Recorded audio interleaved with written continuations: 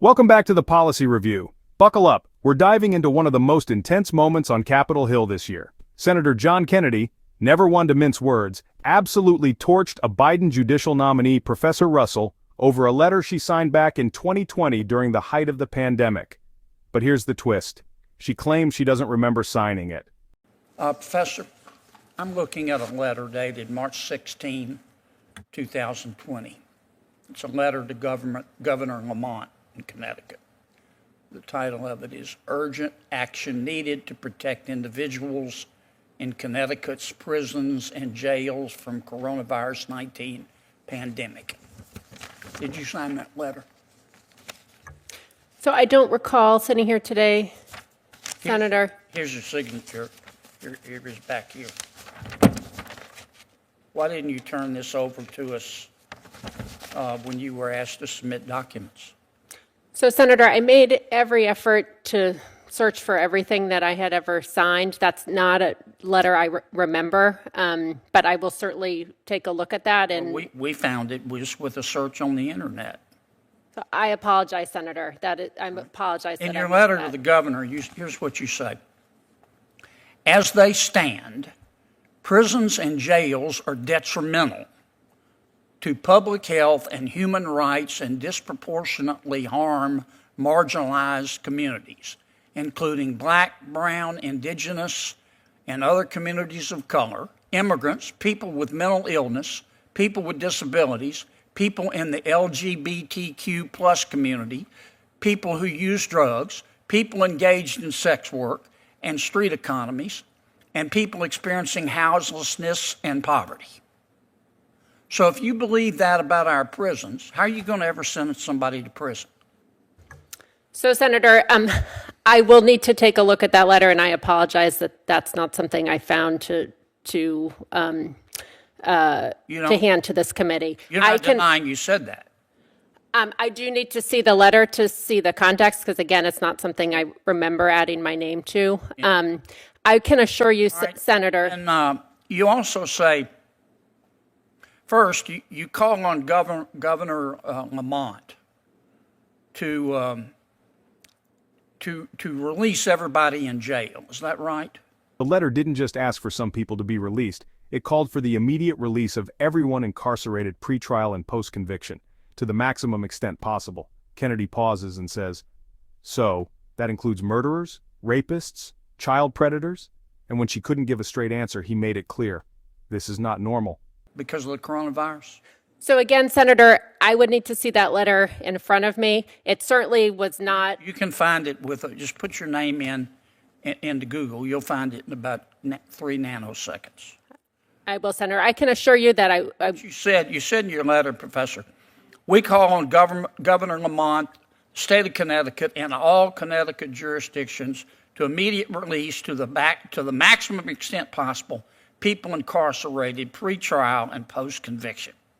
And then you go on to say, talking once again about our jails, the global COVID-19 pandemic is throwing into sharp relief the untenable state of our penal system and the need for sustained action to shrink its scale, shrink its size, and shrink its scope. You sound here like the district attorney in San Francisco. If you believe that, how are you going to ever sentence anybody to jail, Professor? I can assure you, Senator, that I understand the role of the judge, and that I can assure you prison time is an appropriate sentence in many cases. That's not what you say here to the governor. You wrote the governor. This isn't some DoorDash delivery guy. You wrote the governor of your state 3 years ago. So again, Senator, in law school. So again, Senator, I would need to look at the letter. It sounds like it was written at the height of the pandemic, where governors were looking for. You also wrote the governor, you said, people over the age of 55 are at the greatest risk for COVID-19, but also pose the least public safety risk to our communities. People in this age group can and should be released immediately to mitigate the spread of COVID-19. You think the governor just, if you're over the age of 55, he should let everybody go?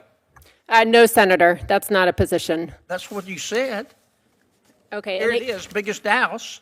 Again, Senator, I will look at that letter. I can assure you that. Find it on Google, Professor. You also say Governor Lamont should issue an executive order to direct the state's attorney offices and law enforcement entities, including the town and city police departments, and any federal law enforcement entity operating within the state to immediately cease adding to the incarcerated prison population given the high risk of infection posed by the population increase. You asked the governors to tell every law enforcement official in the state to stop arresting people and putting them in jail, didn't you? So again, Senator, I have to look at that letter. I do think there were modifications that the governors were making around the country to respond to the pandemic. You also had an opinion in your letter about, can I have another 30 seconds, Mr. You had an opinion in your letter about immigration. You said immigration detention poses the same health risks to jails and prisons, and Connecticut law enforcement must stop feeding people into the unsafe and inhumane immigration detention system. Then you say Governor Lamont should release all individuals currently in state custody who are awaiting transfer to ICE custody, and the governor should declare a moratorium on all such future transfers. How, if somebody is in our country illegally and commits a crime, are you going to put them in jail if you believe this about immigration?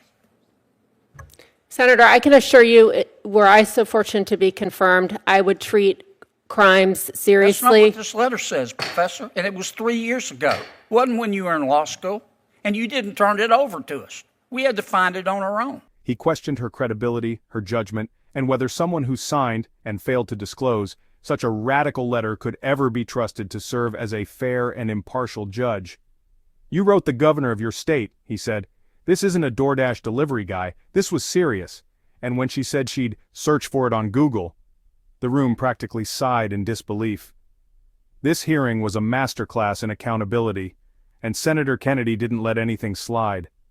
Whether you agree with him or not, you've got to admit, he did his homework, and he came in swinging with the facts. If you want more no-nonsense breakdowns like this one, make sure to like this video, drop a comment with your thoughts, and don't forget to subscribe to the channel.